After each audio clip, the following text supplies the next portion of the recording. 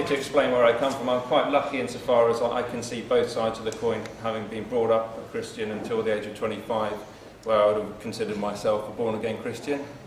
And at the age of 25, partly almost overnight, but obviously looking back, it was a long period of time where questioning my beliefs, and then finally at the age of 25, I ended up by seeing the light. And that was very much a journey, and the reason it happened was various things, but I've probably tried to crystallise what they were. And hopefully, even if you don't necessarily accept them for yourselves, it will give you an insight into the mind of an unbeliever, because I think that's important for you, and that's probably the objective of today.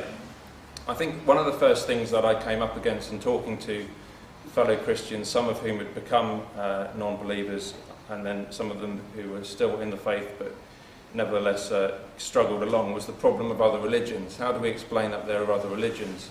We know that there are people meeting all over the world in rooms like this who are fervently believing what they believe, as Muslims, as Buddhists, as Jews, or any other number of religions, who think that they are right and think that the God that they believe in, who invariably tends to be male nowadays, is the correct one to believe in. There's also the issue of extinct religions. There are religions in the past that no longer serve any purpose. And if I give you a quote, I mean, we do have something in common, because we're all atheists in this room. We're atheists about most of the gods that humanity has ever believed in. Some of us just go one god further, and that's what Richard Dawkins says. I presume none of us in this room believe in Thor. None of us believe in the scarab beetle that the ancient Egyptians do. None of us in this room worship cats, even though at one point in time Egyptians used to worship cats, and they used to explain the rising of the sun through the metaphor of the dung beetle which pushed a ball over a hill, and that's how they explained the sun. They didn't need that anymore because they know now that the sun doesn't rely on superstition, it relies on the fact that we know more about science.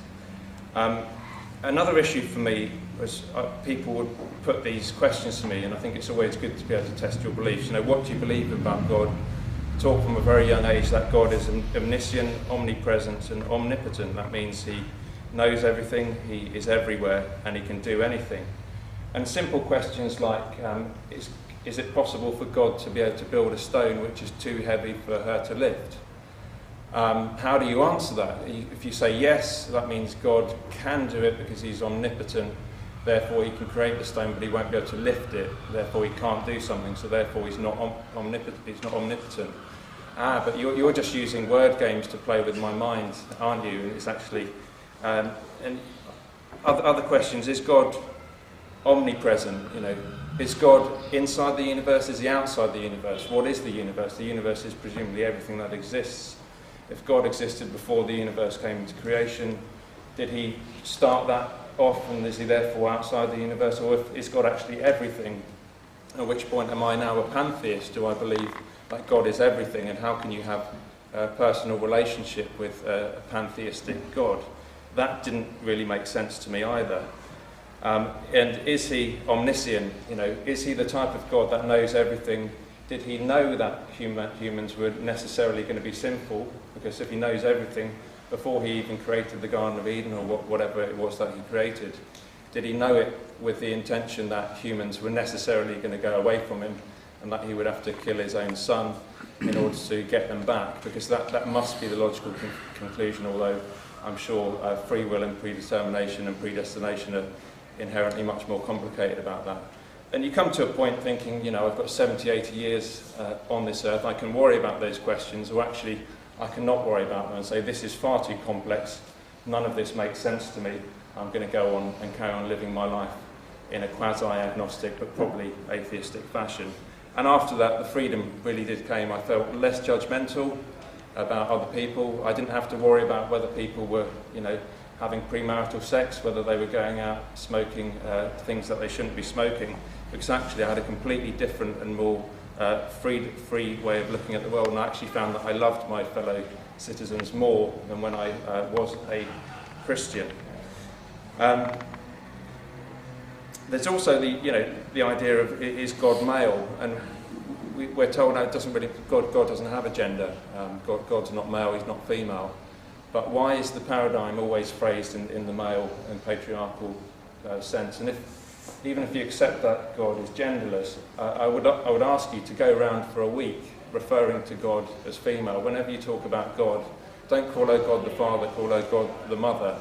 Refer to God as she and her, and it won't be long before you get a tap on the shoulder from the person in your church saying, well, what do you think you're doing? This is a little bit subversive. We can't have you spreading this kind of nonsense in our church. I think it's about time you left because you're rocking the boat. There's also the other issue very quickly about how often can religious people change the goalposts before their position becomes untenable. So we know that in the past, people accepted literally that the world was created in 7 days, then we moved on and thought actually it may be just a metaphor. Then we look at the Old Testament, Leviticus 18:22, it says homosexual acts, for one example, are an abomination to God. And in another part, if a man has sex with another man, kill them both. That's what God said, apparently. He said that you must do that. In other parts of the Bible, he's told the Israelites to go in and erase entire villages, not just the men, but the women, the children, and the animals. That's how destructive the God of the Old Testament was. But now we say that that's all right now. We've changed it. God got it wrong back then, or at least he's changed, even though it says that God is the same yesterday, today, and tomorrow. It's now okay to sleep with another man because actually the Archbishop's had a think about it. He says it's all right now, and it's probably okay. They can actually marry each other as well now, and the whole thing's changed. So at what point does religion keep on changing to reflect society before actually we say, let's just let society dictate, let's let secular society dictate what the church does? Where do you draw the line? And that is an issue for any Christian. If in your holy book it says one thing in the Old Testament and simply you're willing to discount it because of secular pressures, you've got a tough decision to make there. And I think that's the issue. My other speech focused on social justice. Who would Jesus be rubbing his shoulders with? Would it be with the elites? Would it be with the poor? And of course, social justice is the issue which the church, the liberal church, tries to hang its hat on these days. The problem the church has got is there are lots of other groups out there doing that who don't need a God on which to base their belief system in order to do good works, which is something that Ramsey touched on. So I think the church definitely does have an issue there. You can see divisions in the church because there are those who don't really believe in God, who see the church as a power base.